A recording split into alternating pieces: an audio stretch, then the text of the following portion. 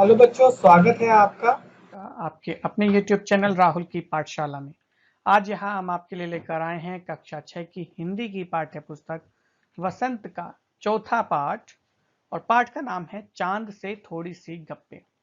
इस वीडियो के पहले भाग में हमने इस कविता को पढ़ा था और इसको सरल भाषा में समझा था। अब ये भाग 2 है इस वीडियो का, और यहाँ हम इस कविता के प्रश्नोत्तर या जो भी अभ्यास कार्य एनसीईआरटी टेक्स्ट बुक में दिया गया है उसको हम यहाँ करेंगे। तो चलिए मेरे साथ शुरू करते हैं। चलते हैं पहले हेडिंग की तरफ। पहला हेडिंग है कविता से। पहला प्रश्न देख लेते हैं। आप पहने हुए हैं कुल आकाश के माध्यम से, लड़की कहना चाहती है कि क चांद तारों से जड़ी हुई चादर ओढ़कर बैठा है, या ख चांद की पोशाक चारों दिशाओं में फैली हुई है, आप किसे सही मानते हैं?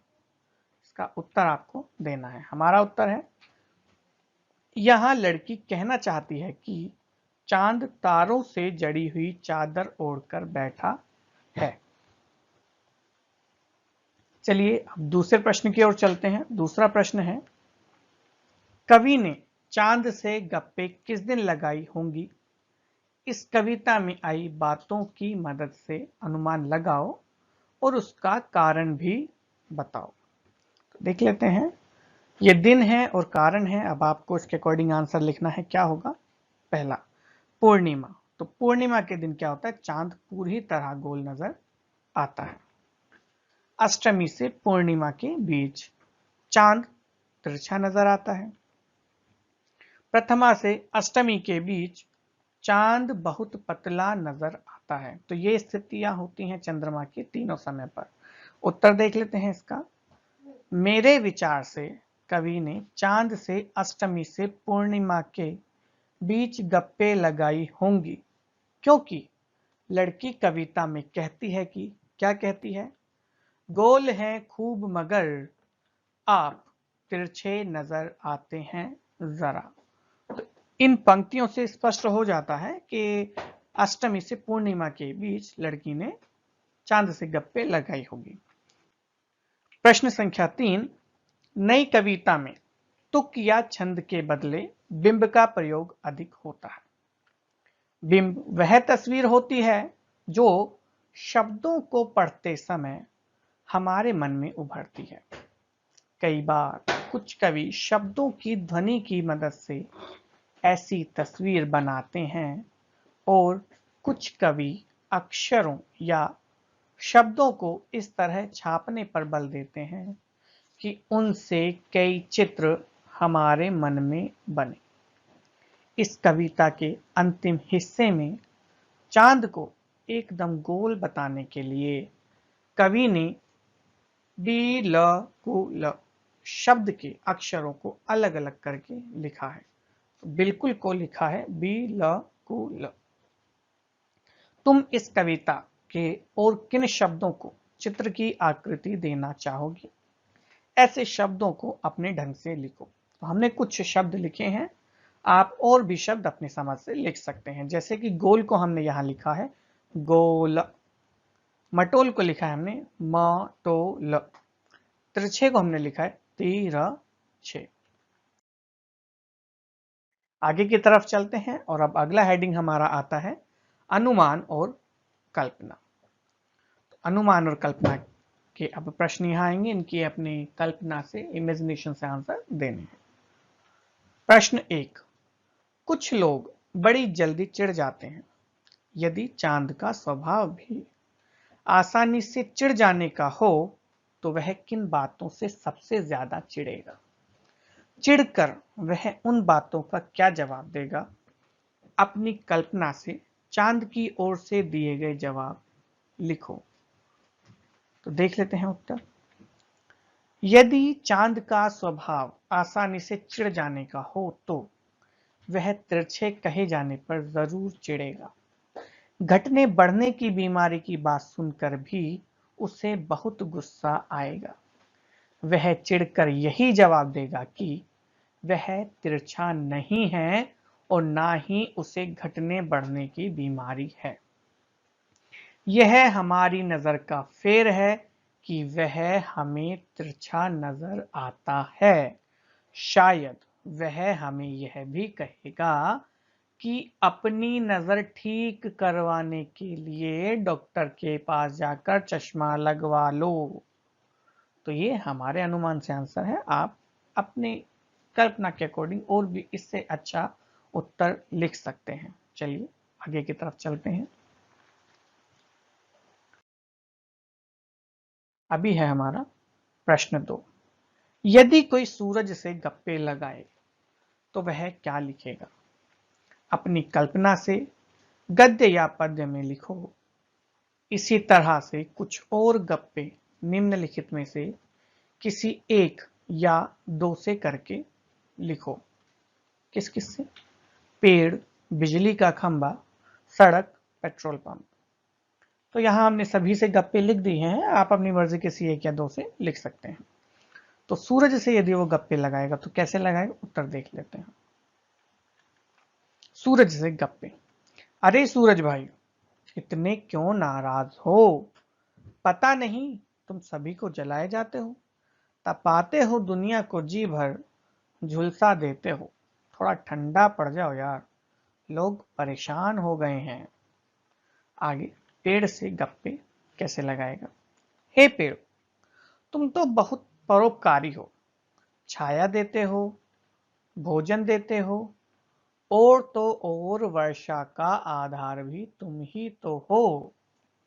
अब आगे देखते हैं बिजली का खंभा जो है उससे वो गप्पे कैसे लगा रहा है। हे बिजली के खंभे, तारों का जाल सिर पर लिए हो, 2400 घंटे सीधे खड़े हो, थकते नहीं हो क्या? सड़क से गप्पे। हे सड़क, तुम में इतनी सहनशीलता कहां से आई है? कभी लाल तो कभी सफेद चांदनी से नजर आती हो तुम, हमें अपनी मंजिल तक पहुंचाती हो तुम। आगे चलते हैं पेट्रोल पंप से गप्पे। हे पेट्रोल पंप, तुम्हारे अंदर कितना तेल समाया है, यह कभी खत्म होने का नाम नहीं लेता। जब भी तुम्हारे यहां आते हैं हमारे पापा की जेब खाली करा देते हो। चलिए अब आगे की तरफ हम यहां चलते हैं इस वीडियो में। भाषा की बात। यहां पर हम जो व्याकरण से संबंधित, पाठ से संबंधित जो व्याकरण के प्रश्न होते हैं उनको हल करते हैं। तो चलिए देख लेते हैं पहला प्रश्न क्या है। आप यहाँ पहला प्रश्न है, चांद संज्ञा है और चांदनी रात में चांदनी विशेषण है। तो यानी कि आप जैसे कि देख पा रहे हैं चांद है यहाँ भी और यहाँ भी चांद है, सिर्फ यहाँ नी होके एक ये शब्द लग गया है जिससे ये विशेषण बन गया है। तो मैं आपको बता देता हूं पहले विशेषण क्या होता है, संज्ञा क्या होती है। किसी भी नाम को, चाहे वो किसी व्यक्ति का है, स्थान का है, कुछ भी हम शुरू से पढ़ते आ रहे हैं उसको संज्ञा कहते हैं। यानी कि यहाँ दुनिया में जो भी चीजें हैं सभी संज्ञा हैं। अब विशेषण क्या होता है? जो शब्द संज्ञा या फिर सर्वनाम की विशेषता बताते हैं, क्वालिटी, डिस्क्वालिटी, वो विशेषण होते हैं। डिस्क्राइबिंग वर्ड इनको हम कहते हैं। ठीक, प्रश्न देखते हैं फिर आगे क्या कहता है। नीचे दिए गए विशेषणों को ध्यान से देखो और बताओ कि कौन सा प्रत्यय जुड़ने पर विशेषण बन रहे हैं। इन विशेषणों के लिए एक एक उपयुक्त संज्ञा भी लिखो। तो अब प्रत्यय होता है कि जो किसी शब्द के अंत में जुड़ता है और वो उस शब्द का अर्थ बदल देता है, उसको हम प्रत्यय कहते हैं। तो अब यहाँ पढ़िए, गुलाबी पगड़ी, मखमली घास, कीमती गहने, ठंडी रात, जंगली फूल, कश्मीरी भाषा।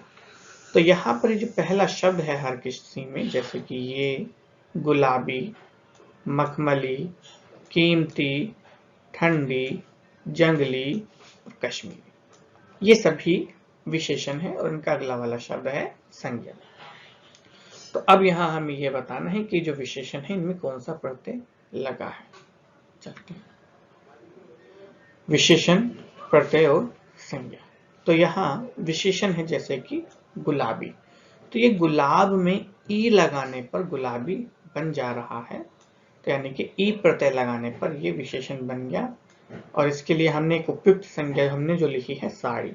आप यहाँ कुछ भी लिख सकते हैं, गुलाबी फूल, गुलाबी रंग, गुलाबी कपड़ा, कोई भी एक संज्ञा जो उसके लिए उपयुक्त हो। मखमल और ई। कीमती, कीमत के साथ ई लग गया है। ठंडी, ठंड के साथ ई लग गया है। जंगली, जंगल के साथ ई लग गया है। और कश्मीरी, कश्मीर के साथ ई लग गया है। तो ये सभी ई प्रत्यय लगाने से ये विशेषण बन जा रहे हैं और इनके लिए हमने उपयुक्त संज्ञा यहाँ लिख दी है, जैसे कुर्ता, सामान, हवा, जानवर, लड़का। चलिए आगे की तरफ चलते हैं। अब है हमारा प्रश्न 2। गोल मटोल, गोरा चिट्टा। तो बच्चों देखिए यहाँ पर दो शब्द हैं। ये एक है गोल मटोल, तो यहाँ गोल का मतलब तो गोल होता है, मटोल का अपने आप में कोई अर्थ नहीं होता है। ऐसी है गोरा चिट्टा। गोरे का मतलब होता है जिसका कलर फेयर होता है और चिट्टे का कोई मतलब नहीं होता है। तो इसमें क्या पूछा है हमसे कि कविता में आए शब्दों के इन जोड़ों में अंतर यह है कि चिट्टा का अर्थ सफेद है और गोरा से मिलता जुलता है, जबकि मटोल अपने आप में कोई शब्द नहीं है। यह शब्द मोटा से बना है। ऐसे 4 शब्द युग्म सोचकर लिखो और उनका वाक्य में प्रयोग करो। तो हमने कविता से कुछ शब्द युग्म सोचे हैं, छाटे हैं और लिखे हैं, देख लीजिए। खाना वाना, वाक्य में प्रयोग, खाना वाना तो अच्छा ही बना है। अगला, आजकल, कोविड-19 के चलते आजकल ट्रैफिक कम है।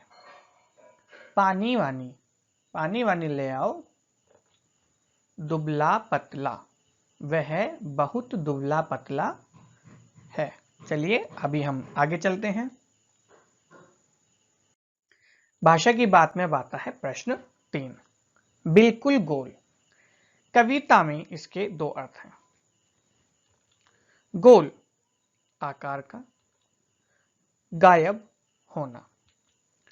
ऐसे 3 और शब्द सोचकर उनसे ऐसे वाक्य बनाओ जिनके 2 अर्थ निकलते हों। तो यहां जैसे आपको दिया है कि गोल मतलब बिल्कुल गोल का मतलब एक तो गोल आकार का जैसा चंद्रमा होता है, और दूसरा गोल है गायब हो जाना, बिल्कुल गोल। तो यहां जैसे कि चंद्रमा पूर्णिमा के दिन तो गोलाकार का होता है और अमावस्या के दिन गायब हो जाता है, तो यानी कि दोनों ही दिन, अमावस और पूर्णिमा के दिन, वो बिल्कुल गोल होता है। उत्तर देख लेते हैं अब इनके। क, पत्र। तो पत्र का एक अर्थ होता है पत्ता, पेड़ से पत्र गिरते हैं। ठीक, आगे की तरफ चलते हैं हम। दूसरा इसका अर्थ होता है चिट्ठी। आज पिताजी का पत्र आया। ख, हमने शब्द लिया है आम, फल है एक, मुझे आम खाना पसंद है। अगला आम का अर्थ होता है साधारण, मैं आम आदमी हूं। आगे की तरफ चलते हैं अभी। ग, उत्तर। उत्तर का एक मतलब होता है आंसर। आपको मेरे उत्तर कैसे लगे, कमेंट में जरूर बताइएगा हमें कैसे लगे उत्तर। दूसरे उत्तर का मतलब होता है दिशा। ये एक उत्तर दिशा होती है, यानी कि ध्रुव तारा उत्तर दिशा में दिखता है। भाषा की बात में प्रश्न 4। ताकि, जबकि, चूंकि, हालांकि कविता की जिन पंक्तियों में शब्द आए हैं उन्हें ध्यान से पढ़ो। ये शब्द 2 वाक्यों को जोड़ने का काम करते हैं। इन शब्दों का प्रयोग करते हुए 2 वाक्य बनाओ। उत्तर। क, ताकि। तो ताकि से पहला वाक्य है हमारा, महेश दिन रात मेहनत करता है ताकि परीक्षा में प्रथम आ सके। दूसरा, तुम दवाई खा लो ताकि सुबह स्कूल जा सको। ख, जबकि। जबकि के लिए पहला वाक्य है, महेश कक्षा में प्रथम आया, जबकि वह पढ़ाई के साथ काम भी करता है। दूसरा, राजा भागा हुआ आया, जबकि काफी धूप हो रही थी। ग, चूंकि वह बीमार है, इसलिए काम पर नहीं आ सकता। दूसरा, चूंकि वहां भीड़ थी, इसलिए मैं वहां नहीं गया। घ, हालांकि, पहला वाक्य, हालांकि मैं उसे पसंद नहीं करता, फिर भी मैंने उसकी मदद की। दूसरा, हालांकि तुम ठीक कहते हो, परंतु लोग नहीं मानते। चलते हैं आगे की तरफ।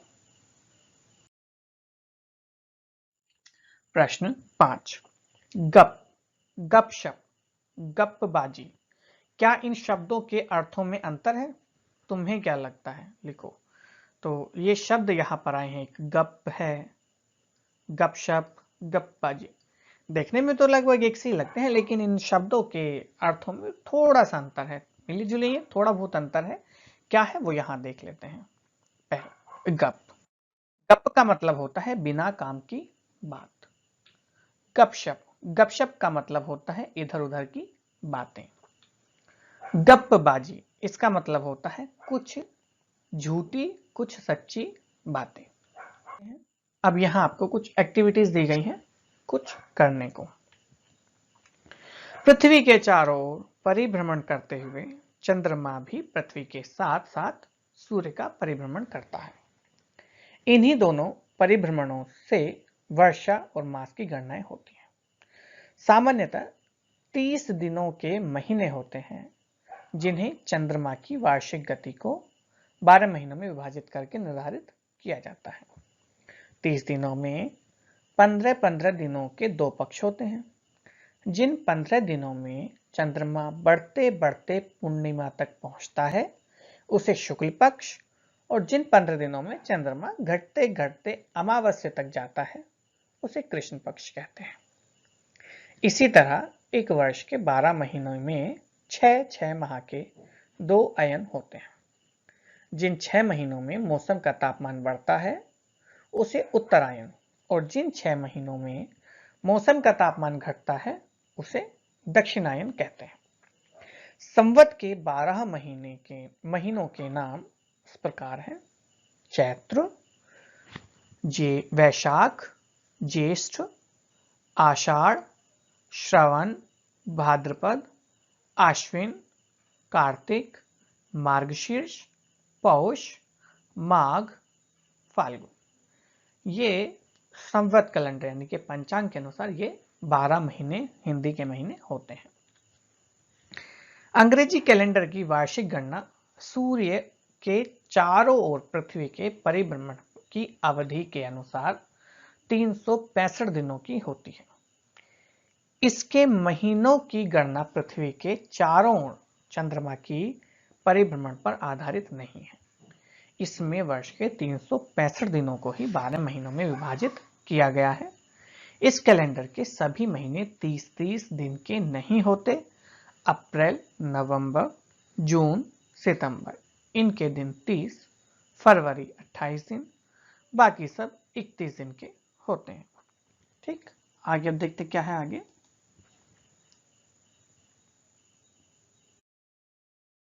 देख लेते हैं। यहां नीचे 2 प्रकार के कैलेंडर दिए गए हैं, इन्हें देखो और प्रश्नों के उत्तर दो।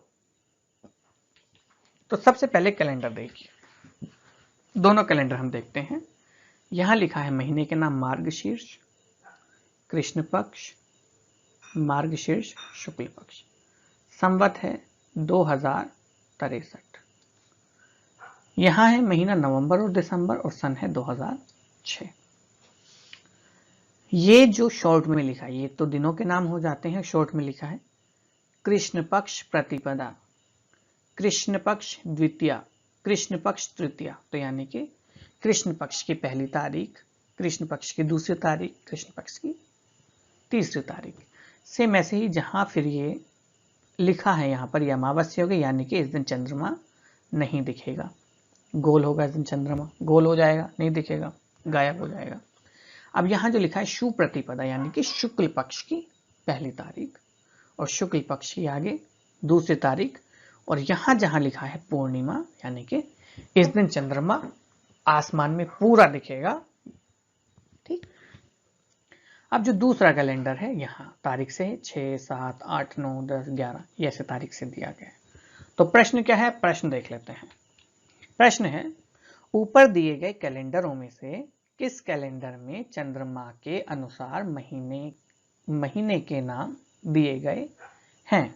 तो जब हम कैलेंडर को देखते हैं तो जो ये पहला वाला कैलेंडर है संवत 2063 का, इसमें चंद्रमा के अनुसार महीने के दिन दिए गए हैं। तो उत्तर होगा पहले वाले कैलेंडर संवत 2063 में चंद्रमा के अनुसार महीने दिए गए हैं, कि महीनों के नाम महीने के दिनों के नाम दिए गए हैं। आगे चलते हैं। अब यहां दूसरा प्रश्न, दिए गए दोनों कैलेंडरों के अंतर स्पष्ट करो। तो क्या अंतर है, पहला कैलेंडर चंद्रमा पर आधारित है, इसे पंचांग कहते हैं। ज्योतिष गणनाओं में इसी कैलेंडर का प्रयोग किया जाता है। जबकि दूसरा कैलेंडर मानक कैलेंडर है, इसे अंग्रेजी कैलेंडर भी कहते हैं। हम इसी कैलेंडर के अनुसार दिनांक लिखते हैं। अंग्रेजी कैलेंडर की वार्षिक गणना सूर्य के चारों ओर पृथ्वी के परिभ्रमण की अवधि के अनुसार 365 दिनों की होती है। आगे चलते। कृष्ण पक्ष और शुक्ल पक्ष का क्या अर्थ है, तो पहले आपको बता दिया था, यहां देख लेते हैं क्या है उत्तर में। कृष्ण पक्ष की रातें अंधेरी होती हैं, शुक्ल पक्ष की रातें चंद्रमा की रोशनी से रोशन होती हैं, इसीलिए इसको कृष्ण पक्ष कहा जाता है। कृष्ण पक्ष मतलब, कृष्ण का मतलब होता है काला, कि कृष्ण पक्ष यानी कि रातें वहां की काली होती हैं।